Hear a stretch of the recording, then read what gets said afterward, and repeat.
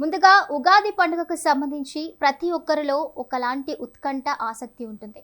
ఉగాది పండుగ అంటేనే ఒకలాంటి ప్రత్యేకత, విశిష్టత. సో ఈసారి ఉగాది పండుగకున్న విశిష్టత ఏంటి, దాని యొక్క విషయాలేంటి అనేవి మనం తెలుసుకుందాం. మనతో పాటు ఉన్నారు డాక్టర్ సుందరి ప్రక్ష, ఆస్ట్రాలజర్, పంచాంగకర్త. ఆవిని అడిగి మరిన్ని విషయాలు తెలుసుకుందాం. నమస్తే మేడం. నమస్కారం. ముందుగా కార్యక్రమాన్ని ఒక చక్కటి శ్లోకంతో ప్రారంభిద్దాం. తప్పకుండా. గురు బ్రహ్మ గురు విష్ణు గురుదేవో మహేశ్వర గురు సాక్షాత్ పరం బ్రహ్మ తస్మై శ్రీ గురవే నమ. శ్రీ గురుభ్యో నమ. శ్రీ మహాగణాధిపతి. మేడం, ముందుగా ఉగాది అంటేనే ప్రతి ఒక్కరికి కూడా అంటే ప్రతిసారి మనకి ఉగాది అంటే ఒక కొత్త అర్థాన్ని ఇస్తూ వస్తుంది పండగ. మరి ఈసారి ఉగాది వెనుక ఉన్న విశిష్టత ఏంటి, అదేవిధంగా ఖగోళ సంబంధిత విషయాలేంటి? తప్పకుండా. ముందుగా స్వతంత్ర టీవీ ఛానల్ ప్రేక్షకులందరికీ శ్రీ పరాభవనామ సంవత్సరం ఉగాది శుభాకాంక్షలు.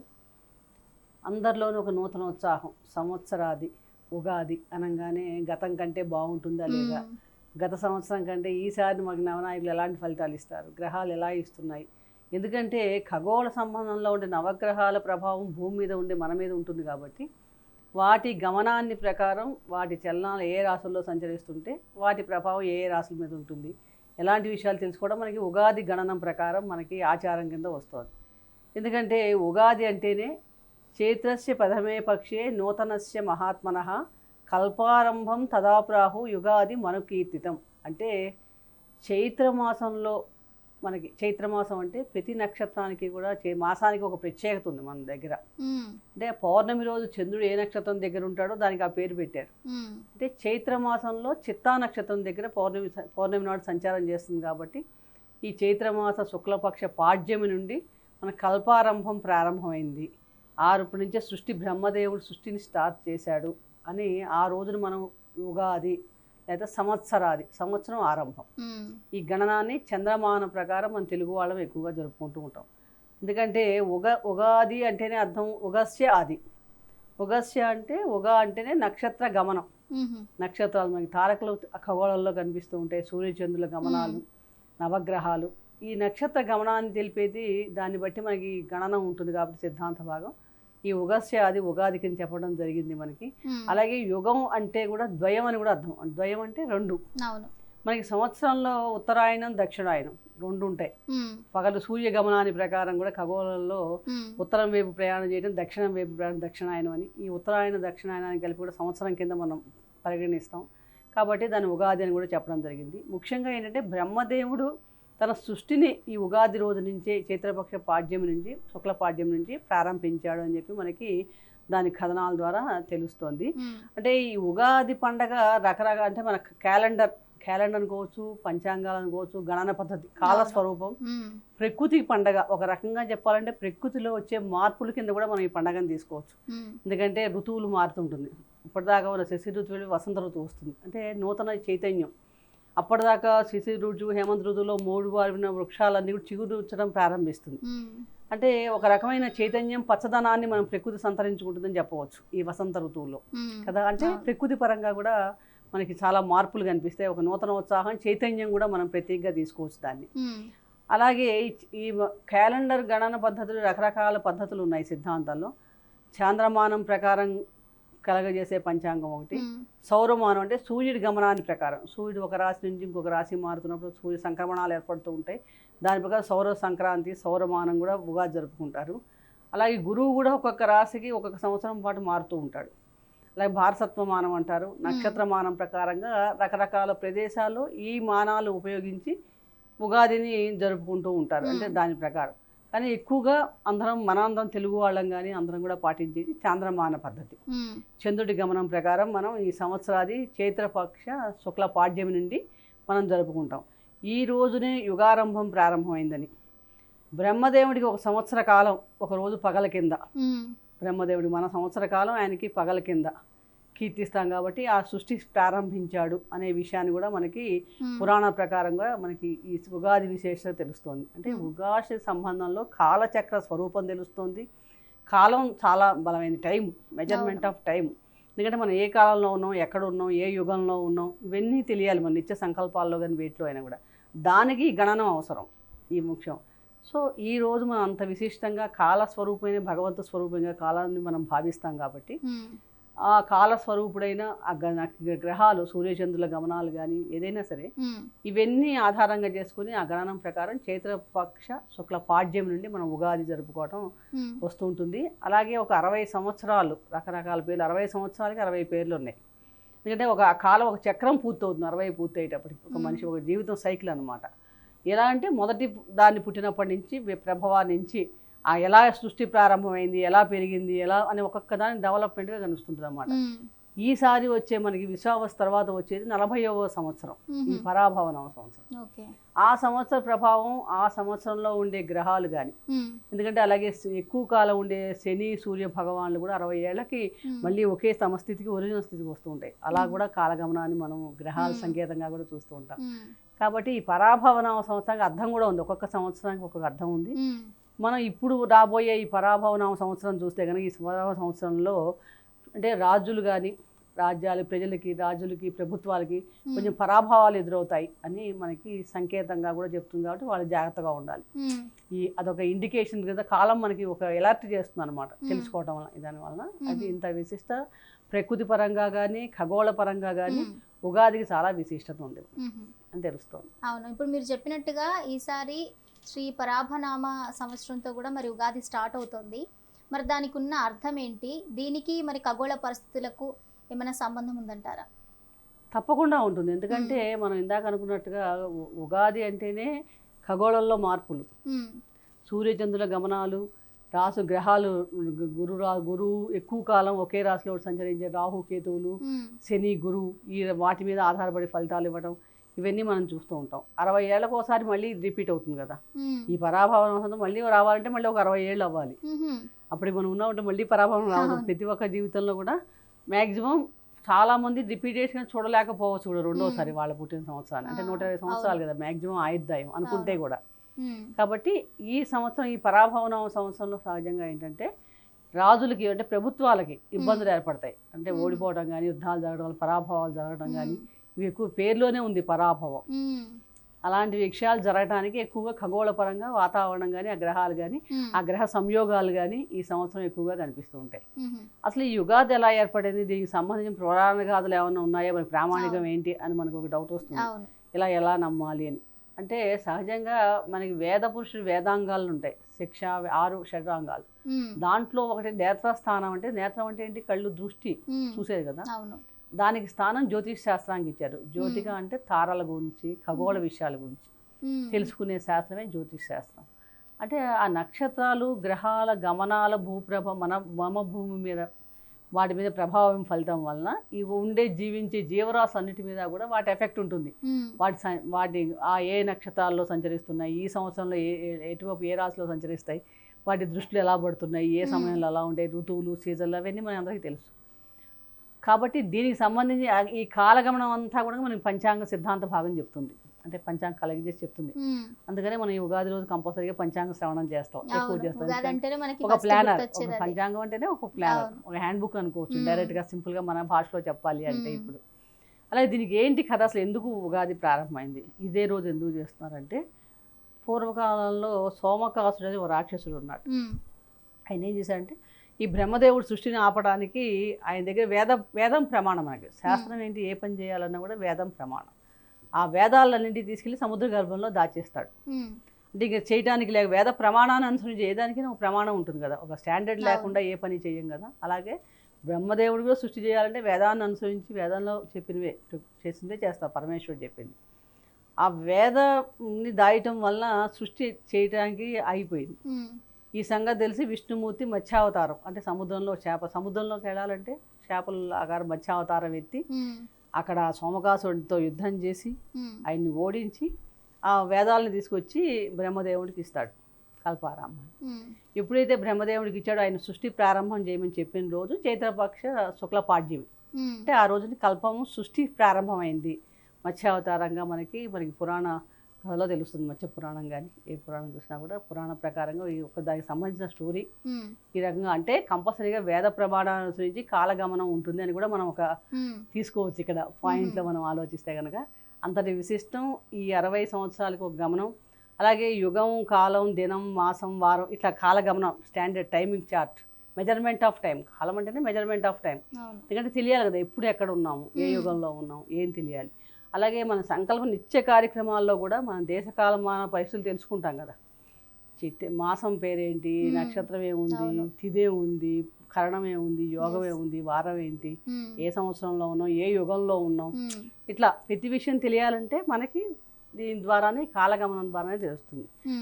అటువంటి పంచాంగాన్ని ఈ రోజు నుంచి ప్రారంభించి ఒక సంవత్సర కాలానికి నిర్దిష్టంగా తీసుకొని సృష్టిగా మనం ఒక సిద్ధాంత భాగంలో చెప్పడం జరుగుతుంది. అలాగే బ్రహ్మదేవుడు కూడా ఈ రోజు నుంచి సృష్టి ప్రారంభించాడు. ఈ 60 సంవత్సరాలు రిపీట్ అయ్యి మళ్ళీ 60 సంవత్సరాలు స్టార్ట్ అవుతుంది, ఒక సైకిల్ అనమాట. తీసుకున్నప్పుడు ఆ సృష్టి ప్రారంభ దినంగా చెప్పుకుంటాం మనం. అలాగే ఈ సంవత్సరం మనకి 40వ సంవత్సరం ముందే దాని పరాభావాలు కనిపిస్తున్నాయి. ఇంకా రాకుండా నాంది పలకడం జరిగింది, ఆల్రెడీ చూస్తూనే ఉన్నాం ప్రస్తుత పరిస్థితులు. కాబట్టి పరాభవం అంటే పరాభవం 4వ సంవత్సరంలో ముఖ్యంగా ఇబ్బంది కలిగేది ఎవరికంటే ప్రభుత్వాలకి, రాజులకి. అంటే కొంతమంది రాజుల పరాభవం. ప్రత్యేక కార్యక్రమానికి తిరిగి స్వాగతం. ఈసారి నవనాయకులు ఏ విధంగా ఉన్నారంటారు? నవనాయకుల కంటే ముందు మనకి అసలు పంచాంగం ఉగాది రోజులు ఏం చేయాలి, ఎటువంటి విధులు ఆచరిస్తాం, అసలు ఏంటి అది కూడా తెలుసుకోవాలి. తర్వాత అసలు ఈ నవనాయకులు ఎలా ఒక పోర్ట్ఫోలియో, ఒక ప్రభుత్వం ఏర్పడిందంటే అలాగే ఇండైరెక్ట్గా ఒక గవర్నమెంట్కి ఎవరు డిప్యూటీస్ ఎవరు, చీఫ్ మినిస్టర్ ఎవరు, ప్రైమ్ మినిస్టర్, అట్లా ఆ టైప్లో నవనాయకులు కూడా ఆ రోజు ఉగాది ఏ రోజు అయితే వస్తుందో ఆ రోజు దాన్ని బట్టి ఆ వారాధిపతి కానీ ఆ నక్షత్రాధిపతి ఆ రోజులు తీసుకొని మనం నవనాయకుల్ని నిర్ణయిస్తాం అనమాట. సో దానికంటే ముందు అసలు ఉగాది రోజు ఏం చేయాలి అని చూస్తే, ఉగాది అంటేనే చాలా పవిత్రం మనం చెప్పుకున్నాం. కాలానికి స్వరూపం, కాలమే విష్ణుమూర్తి స్వరూపం, పరమేశ్వర స్వరూపమే కాలం. అంటే మనం ప్రకృతిని ఎక్కువ ఆరాధిస్తూ ఉంటాం. మన సనాతన ధర్మంలో ప్రకృతే లక్ష్మీదేవి, ప్రకృతి కాపాడితేనే మనం కాపాడినట్టు. ఎందుకంటే పంచభూతాత్మకమైనది ప్రకృతి కాబట్టి, నీరు, అగ్ని, వాయువు, జలం ఇవే కదా మనకి కావాల్సింది. కాబట్టి అలాంటి ప్రకృతి సంబంధమైన ఈ పండుగని ముఖ్యంగా ఆ రోజు మనం చాలా మంగళప్రదంగా స్టార్ట్ చేయాలి. ఎప్పుడైనా సరే ఒక ఉగాది వచ్చిందంటే చాలా మందిలో ఈ రోజు ఏం చేస్తే అదే సంవత్సరం అంతా ఉంటుంది. అంటే ఒక శుభారంభం ఏ పనైనా మనం ఒక పని మొదలెట్టేటప్పుడు ఆ మంగళపరంగా ఎలా చేసుకుంటే అది మంచి భావన, ఒక సద్భావంతో మనం చేసినప్పుడు you think good, everything is good. అంటే ఈ పండగ అంతా కూడా మనకి చూస్తుంటే ప్రకృతికి ఎంత కనెక్టివ్గా మనకి రూపొందించారా సనాతన ధర్మ ఆచారాల్లో అనిపిస్తుంది. అంతర్గతం ఉంది, సైంటిఫిక్ ఉంది, ప్లస్ సాంప్రదాయం ఉంది, ఆధ్యాత్మికత ఉంది మన నమ్మకాలకి. కాబట్టి ఆ షడ్రుచులకు సంబంధమైన ఉగాదిని ప్రసాదాన్ని తయారు చేసి నివేదించి ఫస్ట్ చేయవలసింది ఏంటంటే ఉగాది పంచాంగ శ్రవణం, పూజించాలి. పంచాంగం అంటే అసలు ఏంటి, ఎందుకు చదవాలి, ఏంటి చదివితే మనకి ఏమొస్తుంది అనుకుంటే, పంచాంగంలో ఏం చేస్తారు, 5 అంగాలు. పంచ అంటే 5, తిథి, వార, నక్షత్ర, యోగ, కరణాలు. వాటి గురించి చెప్పడం, వాటి క్యాలిక్యులేషన్స్, అవి సిద్ధాంతాలు చేస్తారు, గణిత భాగం ఆస్ట్రాలజిస్ట్ చేస్తారు. ఓకే, ఇది తెలుసుకుంటే మాకేంటి అంటే, ఈ ఏడాది మొత్తంలో మొదటి రోజు నుంచి మళ్ళీ ఫాల్గుణ అమావాస్య దాకా, బహుళ అమావాస్య దాకా ఒక సంవత్సర కాలం పాటు నీవు ఏ సమయంలో ఏ ఋతువుల్లో ఎలా ఉండబోతుంది అంటే, నువ్వు ఒక పని చేయాలి, పెళ్లి చేసుకోవాలి. ఎప్పుడు అనుకూలంగా ఉంటుంది, వర్షాలు ఉండి ఇంట్లో ఏ సరుకులు లేకపోతే ఎప్పుడు చేయలేం కదా, ఎప్పుడు ఉన్నాయి వివాహ ముహూర్తాలు. అలాగే ఏదైనా ఇల్లు కట్టుకోవాలి, ఎప్పుడు వర్షాలు నేల అనుకూలంగా ఉంటుంది, వాతావరణం కట్టడానికి పని చేయడానికి కావాలి కదా. అలాగే వ్యవసాయదారులు వ్యవసాయ కృషిలో ఎప్పుడు విత్తనాలు వేయాలి, ఎప్పుడు పంటలు పండాలి. అలాగే ఎప్పుడెప్పుడు గ్రహణాలు వస్తున్నాయి, ఆ గ్రహణాల ప్రభావం గ్రహ సంయోగాలు ఎప్పుడెప్పుడు జరుగుతున్నాయి, వాటి వలన వాతావరణంలో ప్రభావం ఉంటుంది. మనకి పంచగ్రహ కూటమి మనం చూసాం, ఈ సంవత్సరం 3 సార్లు పంచగ్రహ కూటమి వస్తుంది. అట్లా గ్రహ కూటములు ఎప్పుడైనా జరిగినప్పుడు వాటికి సంబంధించిన విపత్తులు జరుగుతూ ఉంటాయి. అంటే కొంచెం ఎప్పుడైనా సరే ఒక రసాయనిక కెమికల్ రియాక్షన్ కదా, 5 గ్రహాలు ఒక చోట కలిసినప్పుడు వాటి రేడియేషన్స్ మిక్స్ అయినప్పుడు different result it will come. కాబట్టి దాని ఫలితాలు ఎప్పుడప్పుడు అప్పుడు ఏం చేయకుండా ఉండాలి. ప్లాన్ చేసినప్పుడు ఏదో పెట్టుకున్నాం, కుదరదు కదా. మీకు వాతావరణం కూడా సహకరించాలిగా మనకి ఏ పని చేయాలన్నా. అట్లాగా ఇవన్నీ ఒక ప్లానింగ్ అయితే ఈ సంవత్సరం మనకి ఆదాయ వ్యయాలు ఉంటాయి. మనం పుట్టినప్పుడు నక్షత్ర ప్రకారం మనకి ఎలాంటి ఏ సమయంలో ఏం బాగుంటుంది, ఏం చేసుకోవాలి, మంచిగా బాగుంటుంది, ఉద్యోగంలో ఎలా గొడవలు లేక గ్రహాలు మనకి దశమాధిపతి అనుకూలిస్తున్నాడా లేదా, ఎక్కడ ఉంటున్నాడు, శుభగ్రహమైన గురువు ఏమైనా ఇస్తున్నాడా లేదా, దుస్థానాల్లో ఉన్నాడా తెలిస్తే మనం ఏం పని చేయొచ్చో తెలుసుకోవాలి. మనకి ఏం చేయకూడదో తెలిస్తే ఏం చేయాలో తెలుస్తుంది కదా, ఎప్పుడు చేయాలి, ఆ ఒక ప్లానర్ కింద ఆ రోజు తెలుసుకోవడం వలన సంవత్సరంలో ఒక ముందు నుంచే టెన్షన్ లేకుండా చక్కగా సంవత్సరం అంతా మనం ప్లాన్ చేసుకోవచ్చు.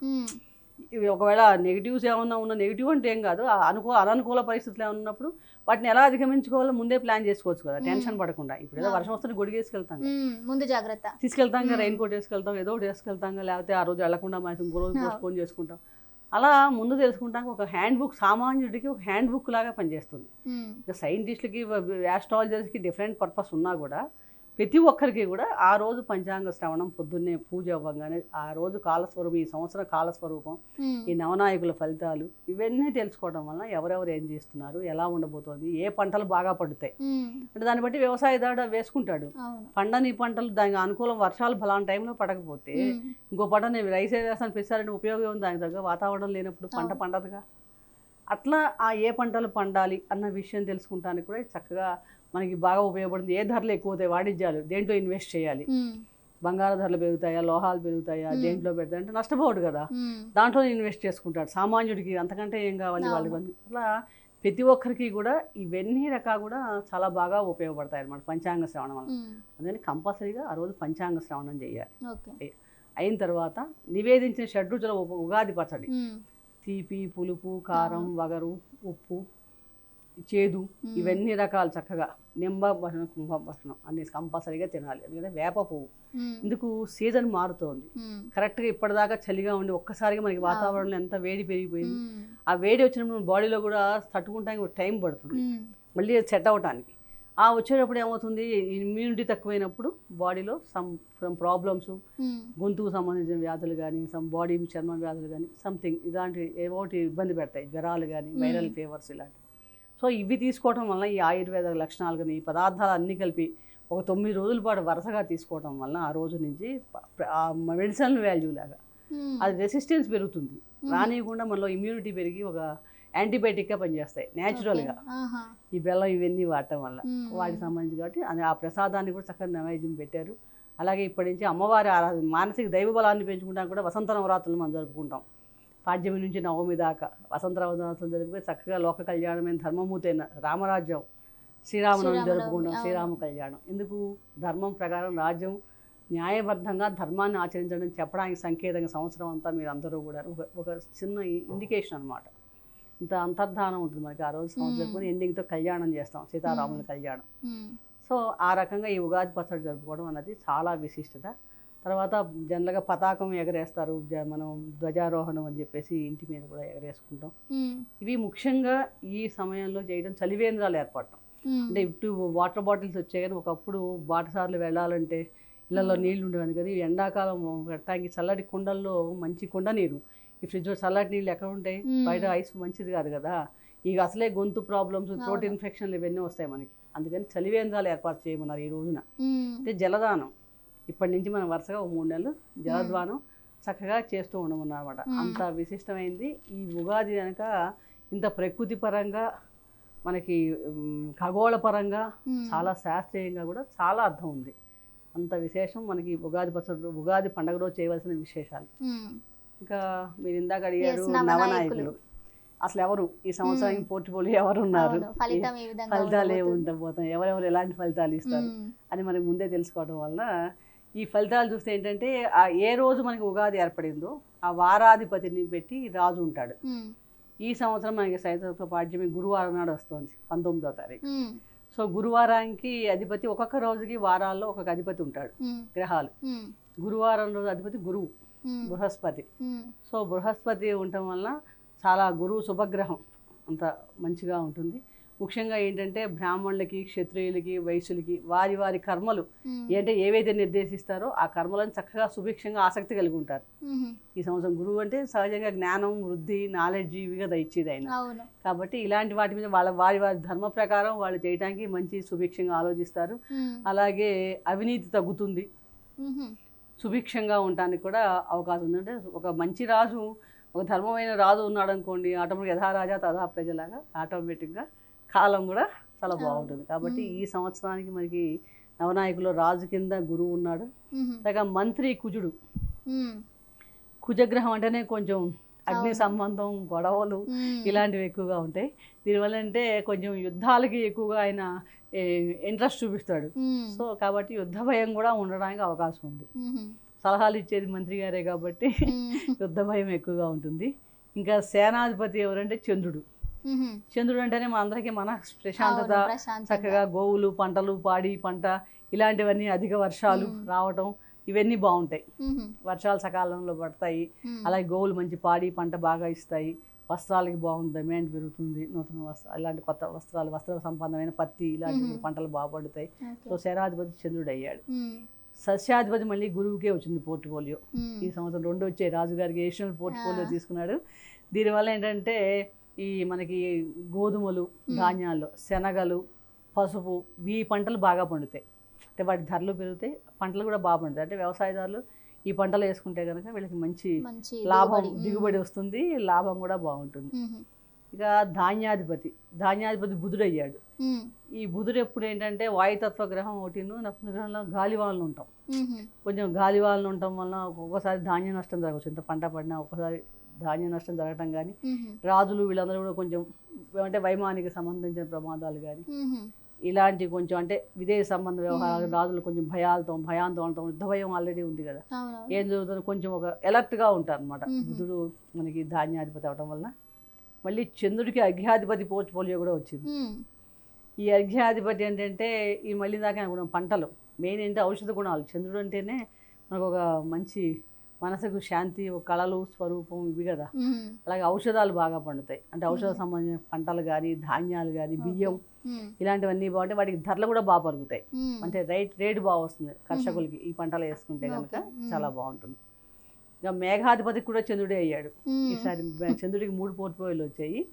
అంటే ఇక ఇందాక మేఘాధిపతి మేఘాలు వర్షం కురగటం కాబట్టి పంటలు చక్కగా సకాలంలో వర్షాలు పడటం, బాగా పంటలు బాగా పండుతాయి. ఒకటి గోవులు కూడా మంచి పాలు ఇస్తాయి. అంటే పాడి పంట బాగుంటుంది, పశు వృద్ధి బాగుంటుంది, పాడి పంట కూడా బాగుంటుంది.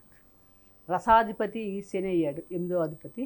అంటే మనకి నూనె, నెయ్యి, నూనెలు, ఈ బెల్లం, తేనె ఇలాంటి రసాలు ఉంటాయి కదా, అవన్నీ ఆ వస్తువుల ధరలు తగ్గుతాయి. తగ్గుతాయి. వాటికి మంచిగా నెమ్మది. శని ఎప్పుడు అంటే శ్రామిక జీవం పక్షపాతి కదా, ఉన్నత వర్గానికి ఇవ్వడు ఆయన ఇటుపక్క కాబట్టి ఆయనకి సంబంధించిన వస్తువులన్నిటి చక్కగా మనకి లభిస్తాయి. ఈజీగా తక్కువ ధరకి ధరలు తక్కువ అవుతాయి కాబట్టి అలా చూసుకోవాలి. ఇక నీరసాధిపతి మళ్ళీ గురువు అయ్యాడు. గురువుకి 3 భాగాలు వచ్చాయి ఈ మొత్తం నవనాయకుల్లో. చంద్రుడికి 3, అంటే మన వక్కలు, ఈ రత్నాలు, బంగారం, ఈ చందనం ఇలాంటి వాటి వృద్ధి ఉంటుంది.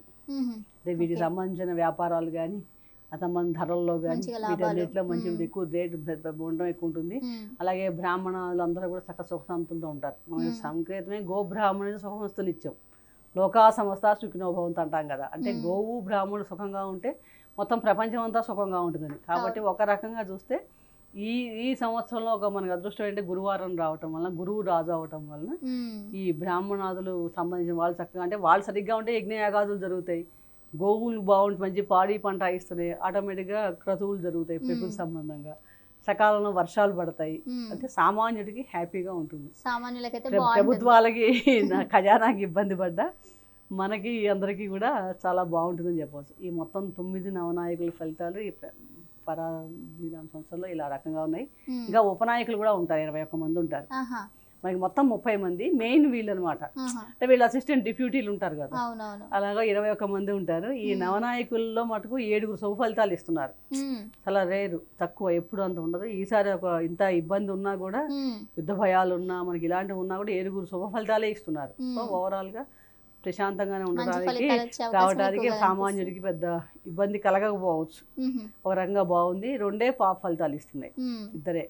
మిగిలిన వాళ్ళంతా మంచి ఫలితాలు ఇస్తున్నారు. ఈ ఉపనాయకుల్లో మొత్తం 21 మందిలో కూడా 16 మంది సుఫలితాలు ఇస్తున్నారు. మీకు 5 పాప ఫలితాలు ఇస్తున్నారు ఇక్కడ కూడా.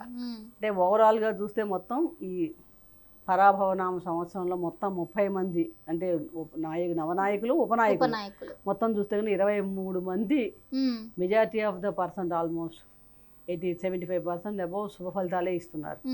మిగిలిన 7 పాప ఫలితాలు ఇస్తున్నారు.